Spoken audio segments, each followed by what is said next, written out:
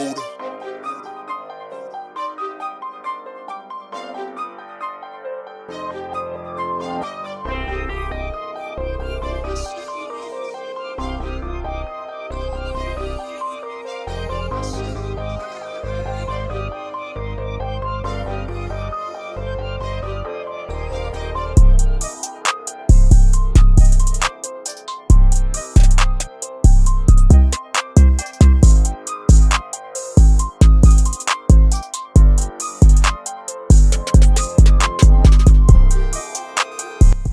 Okay, family. So now, what I want to talk about is this molestation. This molestation, if it wasn't for Bambaataa, I wouldn't have known that this shit is so serious in the black community. Why are we so busy fighting and arguing over religion? I mean, don't get me wrong, we're gonna have our discussions about religion, but we keep forgetting the main issue, and that is the sickness of our own people, man. We got to deal with that, the family, the in-house. In America, if I grabbed a woman, right, aggressively, and I got discovered having sex with her, right, I would have to pay a debt to society in the form of incarceration, right? Attention for his online post, but now this social media influencer and motivational speaker is making headlines for the wrong reason. NBC6 reporter Kim Nguyen is live in Miami Beach tonight with more on the arrest of the man known as Brother Polight. Kim. Yeah, well, Jawan, the suspect surrendered here at the Miami Beach Police Department earlier this week. Police charged him with sexual battery of a 14-year-old girl. We did speak with his lawyer earlier tonight, who says that these charges are false. What type of individuals we got living amongst us, Saneter? Wicked, wicked, wicked. Because if I get discovered grabbing some fucking woman and having sex with her, if I aggressively grab her,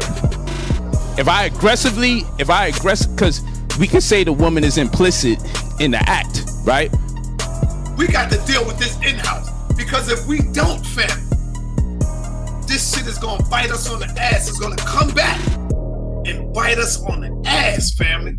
I'm telling you, you may not be affected by it, but your daughter, your son, your niece, and your nephew. And this shit is gonna come back to haunt us in ways that you don't want to imagine. So this is the mugshot of 37-year-old Michael Noat Jr., also known as Brother Polight, to his more than 300,000 Instagram followers.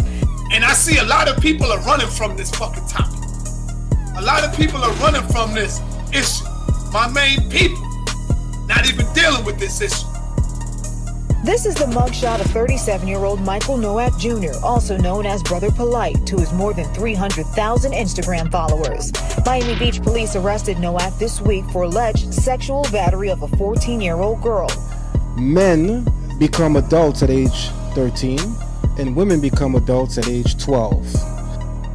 And I'm telling you, family, this molestation shit is really deep ingrained in our black community, whether we want to deal with it or not. You got fathers violating their daughters. And I see a lot of people are running from this fucking topic.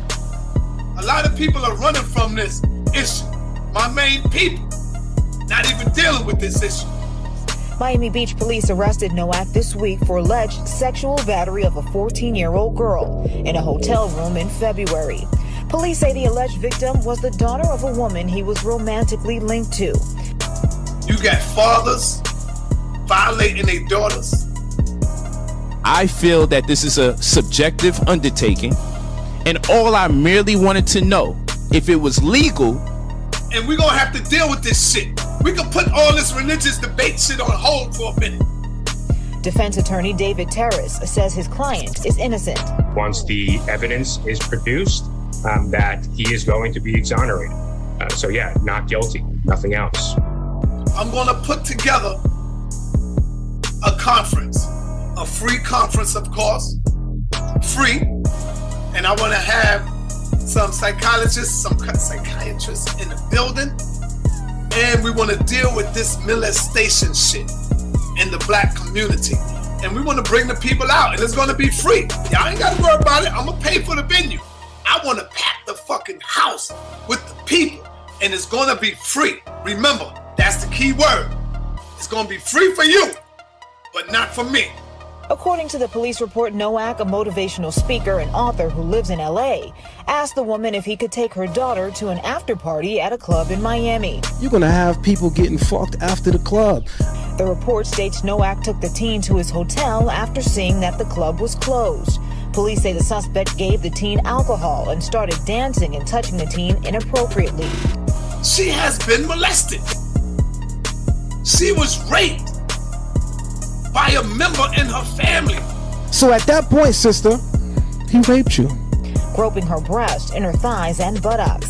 It goes on to say Nowak tried to force the teen to perform oral sex on him. If he actually grabbed her, if he actually raped her. The report states that the girl's mother found her intoxicated and possibly on drugs, with severe swelling on her mouth and lips. If I could overpower a woman, she mine. It later states Nowak told the mother not to call police because it would ruin his career. I'm looking at our own sickness. And believe me, we got some sickness, Reggie. We got some sickness, brother, amongst our own selves, man. Nowak was served with a DNA warrant in June and surrendered to police on Monday. And we're gonna have to come clean. We got the clean house, man. We talk all this white man, the devil shit. We got some black devils in the black community. And we're gonna have to clean our house up with this shit.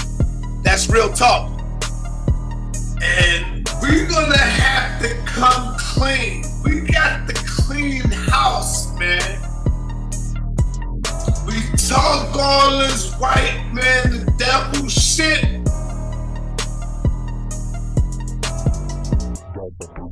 We got some black devils in the black community.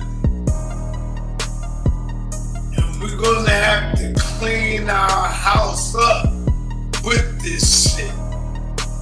That's real talk. That it's okay to rape a woman, and if you are able to dominate her physically, watch my arm as I'm talking, I'm also flexing my arm.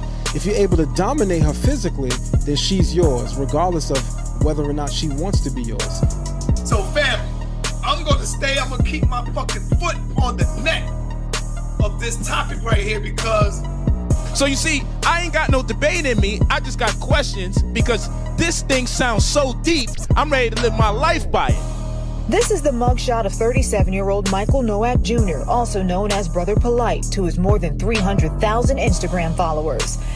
This thing sounds so deep, I'm ready to live my life by it. This is a deep, dark secret. Look at the tears coming from her because we speaking truth right now. Thank you for brothers like Poppy and Ronald Savage that came out, because after they came out, this shit ain't even about Bam. I want y'all to know that. This is bigger than Bambaataa to me. Miami Beach police arrested Nowak this week for alleged sexual battery of a 14-year-old girl in a hotel room in February. Police say the alleged victim was the daughter of a woman he was romantically linked to. I'm doing a free goddamn conference dealing with molestation in the black community. The report states Nowak took the teen to his hotel after seeing that the club was closed. Police say the suspect gave the teen alcohol and started dancing and touching the teen inappropriately. And in fact, I might still live my life by this science because it's a dope fucking science. You know what I'm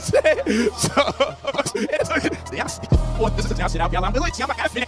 Right? And in fact, I might still live my life by this science because it's a dope fucking science. You know what I'm saying? So I'm fucking with the science, gang, no matter what. Peace. I'm rocking with the science. Power, I just want to know legally and honestly, do we have the right to interpret the same thing? Go ahead, say something that is down with the Illuminati. To the Fallen State, I'm Jesse Lee Peterson. Today we're talking about the state of black Americans and the black family. I have with me Brother Polight. He's an author of 90 books, as well as a motivated speaker and celebrity mentor. He's joined by his two wives, Ra'et and Amunet. Thank you guys for coming. 2 wives, that's amazing. So you have, how many wives do you have? I have 4. You have 4 wives. And so you are a polygamist? Yeah. Define that for me. A construct in which there's a male and several female counterparts engaged in a relationship. How many females are allowed to be involved? It's indefinite, but of course, I get the consent from the females. So you say, you wake up one morning, you know what, honey, I think I want another one? That wouldn't work. How do you get the consent? How does that happen? Well, there has to be a necessity for another female to be part because we have it's economically structured. So when we want to embark upon a new endeavor that can make all of us the benefactors, that'd be the thing that would commence the operation. Give me an example of a situation that requires number 2 wife. Well, this is the first wife that got involved with this relationship. I've been with Aminette for 19 years. We've been together since 12, 13 years old. That's amazing. And so, since you've been 12? Yes. Wow. Neither her and I combined would get us anywhere near the point of being able to amass real wealth. So we opened up a bookstore. And we needed assistance. And so when I presented the idea to Raed, whom we knew for a period of time because she used to come to the bookstore, we then found out where we can establish some kind of reciprocity or something that can be mutually beneficial for her and for us. Were you surprised when here you are in the bookstore and the owner walks over to you and says, hey, I'm looking for a second wife, what do you think? Were you surprised? That's exactly how it happened, but yes I was. So it's not something that you're exposed to. Right, that's right. Initially, like we don't learn this in school. Right. And so what was your first impression, your first thought when you The first thought I actually had was, I was just like, does she know? Right. That was my first thought. It was natural because when I started coming, I was really young. So I actually looked. How old were you at the time? I was like 17. Oh, okay. I was 16, 17. My mother used to go to the bookstore. When I started coming, I was really young, so I actually looked. How old were you at the time? I was like 17. Oh, okay. I was 16, 17. My mother used to go to the bookstore. Right. When I started coming, I was really young, so I actually looked. How old were you at the time? I was like 17. Oh, okay. I was 16, 17. My mother used to go to the bookstore. And so I seen them two together, and I was just like really happy for them. She was pregnant, and she looked gorgeous. Like she just was this dark African-looking queen with her afro, you know. And I was just like, wow, you know. So that was the first thought I had. I was just like, does she know, you know? But yeah, that's pretty much the first thought. And then so he says, yes, she knows. And you say, okay, let's talk, the 3 of you. Or did you just bring her home? No. What we did, we all talked. I, of course, got permission from my wife, Aminette, to engage her and present the idea to her. And then we all eventually talked after I spoke to her, and we had a meeting. We all talked. I, of course, got permission from my wife, Aminette, to engage her and present the idea to her. And then we all eventually talked after I spoke to her, and we had a meeting. Are you guys like legally married, or you just say wife? Of course, bigamy is against the law, but I have contracts with each of my wives. With the wife, okay. Are you guys like legally married, or you just say wife? Of course, bigamy is against the law, but I have contracts with each of my wives. With the wife, okay. We all talked. I, of course, got permission from my wife, Aminette, to engage her and present the idea to her. And then we all eventually talked after I spoke to her, and we had a meeting. Are you guys like legally married, or you just say wife? Of course, bigamy is against the law, but I have contracts with each of my wives. With the wife, okay. Were you surprised when your wife said yes to a second wife? No, I wasn't surprised. What I would say is I would be surprised some years prior. Right. Because that definitely wouldn't have been her disposition.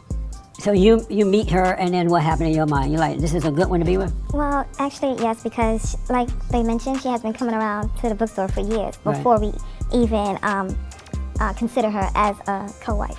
Well, actually, yes, because like they mentioned, she has been coming around to the bookstore for years before we even consider her as a co-wife. Well, actually, yes, because like they mentioned, she has been coming around to the bookstore for years before we even consider her as a co-wife. So it's not like, you know, a random person off the street. Like I've actually seen her, I've seen her family. Right. You know, we're pretty much on the same path. So I said, this would be a good sister. How was Brother Polight able to convince you to do this? How was Brother Polight able to convince you to do this? How was Brother Polight able to convince you to do this? Wow, good choice of words. Well, wow, good choice of words. Wow, good choice of words. Well, And so, were you raised by both parents? Nah, my father walked out at age 8, and I met my mother when I turned 17. She died the week I met her. Wow, I'm sorry to hear that. From cancer and diabetes. Wow. How about you? Were you raised by both parents? No. No. My father left when I was young. I don't remember what he looks like. But I had a stepfather. But see, when you see, I'm speaking on behalf of the children or the people that had to testify or that testified. That had to testify based on what that he did do something to them. Well, I say had to testify because some people didn't testify. So some people felt it in that they had to do this, like it's something that they had to do.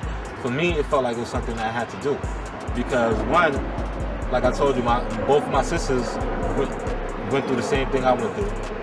And both of my older sisters. Do you mind sharing? I don't know nothing. Sharing what? Okay, well, both of my sisters have been molested. By who? By Malachi York. By Pops, Barbara, you know, Esau, Mom Esau, whatever. You know, he has sex with them. And At what ages? At what ages? I mean, you know, if you want to get the accurate number, you can ask them. Around what age? You know, I mean, 13, 14, 7, 8. You know, and I will only speak for myself as far as the personal thing that I've been through. Of course, you. And as far as if, you know, and I don't want to get graphic. One, you know, okay, I'm a dude. I'm not gonna be walking around saying that I've been molested, this, and that happened. As a man, you don't want to be going around saying that. Yeah. You know what I'm saying? So when in my situation or the way I grew up, I was ready to move on. I left in 2001. I was ready to just live my life, move on, whatever. You know what I'm saying? The people started doing the investigations and stuff. The FBI started doing the investigations, started trying to get statements from people. Both my sisters went ahead and gave their statements. Yeah. I still had nothing to do with it. No statement, no nothing. When I realized, okay, they're about to go to court. You know, and I went through the same thing that they went through. Like, I'm my mother's only son. You know what I'm saying? So I'm the man of the family. You know what I'm saying? My sisters were gonna stand up for themselves and I'm, you know what I'm saying? So I was like, okay, well, and then that's when I gave my statement, and that's when I decided that, you know, that I was gonna go ahead and do it. Nobody wants to see they family go get locked away. So I really understand how hard it is for people that's deeply involved in it also. And people gotta understand, I was born and raised in it too. So I understand from inside out also what it feels like not to have this person around still giving leadership. You know, so it's not no stranger, no random person that's saying, oh, this happened. I mean, this stuff, like, I was 7 years old. You know what I'm saying? I was upstate New York after Brooklyn. You know, I was upstate New York when he first, you know, touched me or whatever, molested, you know. And so from 7 to 14, 7 years that I went through this. You know what I'm saying? And that's my story. Would you say there's been over 20 children molested by Dr. York? I would say so. I mean, I would say that it was, you know, if I could confirm people that I could strongly confirm, it would be about 15 or 20 people. Obviously, if over 15 to 20 children were being molested, we have to now say, how come the adults wasn't saying nothing? Shouldn't they be locked up with Dr. York too? How come they're free to testify about it? You understand, the adults were separated from their children. You know, so you had the girls in one house, the boys in one house, the women in one place, the brothers in one place. You know, everybody was separated. So it wasn't no house with a family, and then you could recognize when your child is gone. You mean to tell the world that none of these children had enough sense in their mind to go tell their parent that this isn't right? I've been touched sexually, I've been sexually abused. Not one child out of all these children. It could have stopped so long ago if just one child or just one adult. What caused all of this to come out? First, you hear nothing from nobody. Yeah. You hear nothing from nobody. Then you hear something from everybody, all at the same time. They might not have been the medium to talk to anybody about the situation. Not even their parents. I mean, that's of course. I could have told my mother. We chose not to. It's not that I chose not to. To really explain it would really take a lot. But I mean, you're not really yourself when you're not. You know what I'm saying? You ain't got no esteem. You know what I'm saying? You ain't got no. You know what I'm saying? You can't even face, like, my mother had to, when she found out from my sister and she came to me and asked me about it, and I still really couldn't even tell her. I had to say, well, I had sex with the girl and he was there. And that was my way of telling her that, yeah, it happened. You know what I'm saying? But that's when the initial conversation, and this is like 2 weeks before we left. It was something I was under. I couldn't tell my mom. I didn't tell nobody. It was something that held me to not say nothing. You know what I'm saying? Because I looked up to him as my dad, because I looked up to him as the person that he was. I thought he was a God figure. I thought he, you know, and all those reasons, like, you know, I'm trying to like see why is this going on? What's the significance? I'm young. I don't even know what really into sex, and I don't. Why do you think he's locked up for 135 years, underground 60 feet, in a super max penitentiary with no one with a case likened to his own, amongst cannibals? Not because what you think he should be locked up for, why you think he's locked up. Well, I mean, to answer your question in the way that I think you're asking it, you know what I'm saying? Because one, you have a black leader that was getting black people together and was building a sovereign nation. Tell me if this is something you believe. That's not what I want to hear. What do you personally believe, dealing with the facts of the matter? Not denying you of your experience, but based on what we all know, what is necessary to lock a person up when you accuse them of these type of things. What I know from history is that whenever you have a black leader that's uplifting the people, that's doing something for the community, that's bringing people together, and that's building people and elevating people, then they get taken down. You know what I'm saying? And he wouldn't have been taken down, and he hasn't been taken down until they found something to take him down with. If he threw everything away by molesting kids, did he really care about everybody else? This is what I have to live with. I have to live with how do I come across the people that's in the knowledge and even vibe with them and talk to them on a regular level, and people looking at me one way. Nah, that's all good. You can always come to a class of ours. That's cool, but you know what I'm saying. But But see, the thing is that it don't make you a bad person. At the end of the day, people's always gonna have his word over anybody else's word, because that's all they know. No, at the end of the day, he's locked up, so obviously they took your word over everyone else's. It doesn't matter, like I told you, if we say he's innocent, when he's still locked up in prison. Y'all word accounted for everything. What I can't go back. You know what I'm saying? I can only face what's in front of me. And everything that's in front of me, I see people that's being misled. I see people that's under the impression, and even though misled about what? Because people are saying Doc is being railroaded. That people are saying none of this has to do with the case as far as the government is concerned. The government don't give a damn about the accusations. Saying that are you hearing what I'm saying? You got people saying that kids haven't been molested. I can't see what you're seeing. I can't see the I know what happened to me. I know what he did. I know what kind of person he is. You know what I'm saying? So what kind of person he is? That's the question I want to ask you. What kind of person is Dr. I mean, you get what you see. You get what you see. Tell me, but who is he to you? What people didn't see is also the I asked about other people. I want to know about you personally. I want to get into your mind. I want to know, what is he to you? Who is he to you? Who he is to me right now? He's somebody that did a lot of things great, but had his flaws, and it didn't correct those flaws. And he had years and years and years to correct those flaws. He didn't correct those flaws. Now I came back, and now he's incarcerated. Should he be in there? Should he be out? Someone like him shouldn't be incarcerated if they uplifted the community and doing what he did. But if you're gonna do that, and on top of that, still do the wrong thing for years and years and years, then you definitely shouldn't be out on the streets. That's if I was the devil, the perfect devil is the one who's gonna be a pastor, a preacher, or the one doing the right thing, and actually the one doing the wrong thing and send you to hell. That's the perfect devil right there. If I was a devil right now, I'd be telling you to do the right thing. I'd be telling you to live your life this way, and I'll be sending you right to hell. The devil knows the gospel as well as any pastor or preacher. So if the devil is going to do his job, what better way to do it than to have everybody lifting themselves or doing the right thing? And in actuality, it's like they're going up, but they're going this way. It's not just up. It's like they're going up and they're going astray. You know what I'm saying? That's the only really way that the devil could do his job, is to deceive people into thinking that he's actually God, to deceive people into thinking that he's actually Christ. That's why they say you will have false prophets and false messiahs. I would respect a wolf. If I was a sheep, I would respect a wolf that approached me and tried to hunt me down than a wolf that came in sheep clothing. My whole argument in this whole situation is, should people be locked up based on what people believe? I got the right to be angry. You know why? Because the Lord promises me something different. The Lord promises me that we will lock people up beyond a shadow of a doubt. That's what the Lord promises me. But in this case, it was up to 12 people to have that reasonable doubt or not. And those 12 people made the decision. It's not. So what's the point? If you want to fight for it's your matter of opinion if you would have fight for it for another reason. Don't fight for it because he's innocent of a molesting kid.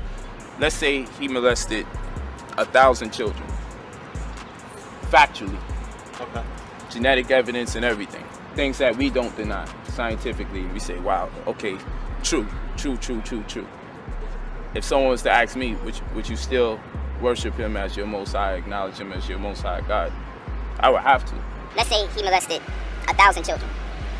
Factually. Okay. Genetic evidence and everything. Things that we don't deny. Scientifically, we say, wow, okay, true. If someone was to ask me, would you still worship him as your Most High, acknowledge him as your Most High God? I would have to. Let's say he molested 1,000 children. Factually. Okay. Genetic evidence and everything. Things that we don't deny. Scientifically, we say, wow, okay, true. If someone was to ask me, would you still worship him as your Most High, acknowledge him as your Most High God? I would have to. I don't identify with everything he does there, much like I believe most Christians don't identify with everything their God does, because it says their God is a jealous God, and some Christians would tell you it's not right to be jealous. But how can I be a proud Nubians if the Nubians are saying that he's innocent and I'm saying that this happened to me? Yeah, so now it is. You see how we sitting down talking. That's. But see, the thing is that, now is my word against the master teacher's word, and whose word is they gonna take? I know one thing the master teacher always taught is that when you're looking at the sides of the truth, there's his side, her side, his or her side versus his or her side. But really, in actuality, it's just the truth. Your side, their side, and just the truth. There's only one truth. All right, I'm back again, and I am grateful that you guys have been receptive to my message and hearing exactly what's going on. But you guys truly have no clue exactly what type of situation they have going on there. If you take a look back to Malachi Z. York's history, the man had well over 10 wives. Some of those wives already had children from other marriages. He then went and slept with those women's children to create more children. And these are facts. Can't nobody tell me different, because I was with someone in there. I was with his son for multiple years. And his son even confessed to me that his first baby mother was 13, going on 14 years old. And guess how old he was? He was 19 years old, sleeping with a 13-year-old girl, and that girl got pregnant and had a baby at 14. Now, if you look, you'll see that brother, pedophile, dirty man, Polight, is now carrying on in that same characteristic. He has multiple wives. He then got a girlfriend who had a daughter already. Watch me now, listen closely. He then got a woman who had a daughter already and proceeded to try to groom her. This is the same fashion that Malachi was going on with in that compound. But y'all don't understand.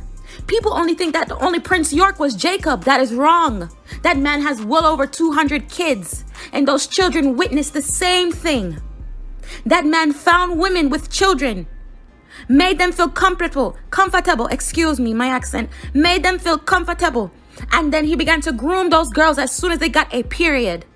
Now look here, we are back in the situation where we see, his name is not Brother Polight, his name is Michael Knox. Pedophile Michael Knox. You see that he is carrying on in the same direction that his spiritual father, his leader, the person that he follows behind him, his Nuwapian leader, they follow behind. Excuse me, in a beef patty. They follow behind the same characteristics. The last time I was around the Nuwapian community, I was with the person I was with named Abdullah.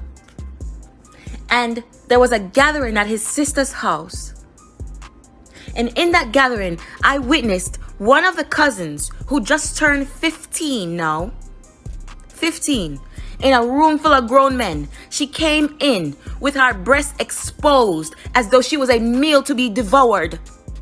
And when I looked and I asked him, I said, Abdullah, what is going on? This isn't right. He said, that's just how she is. You know, that's what they do. That is not right. It is not right. And we have to take a stand. We cannot just keep on going on. I don't care who don't agree with it. I don't care who believe it's not true. It is fucking true. This man has molested children. And this is the first child who decided to stick up for herself. And if by God, I pray by divine she hears this, baby girl, please do not back down away from them. Do not let them frighten you, because they will try to do that. They will try to blame you. They will try to frighten you. They will try to scare you into saying it didn't happen. But we all know it happened, and we stand in solidarity with you. These charges aren't light. And for anyone to imagine that someone would play about something like that, you obviously have a fucked up mentality. I get so emotional with this because I myself was a child who was molested and people did not listen to me. And they allowed this person to just walk throughout life and continue to hurt people. We have to take a stand. We are a generation that are carrying in kids. We have to take a stand. I passed a couple cases. Yes, Judge. Mr. Rapp is present. Yeah, Michael Nowak on page 10. Good morning, Your Honor. On behalf of the state. Good morning, Your Honor. David Harris on behalf of Mr. Nowak. I'm sure you're all aware that there's a lot of folks on Zoom on this case. If we may go sidebar for a moment. Sure.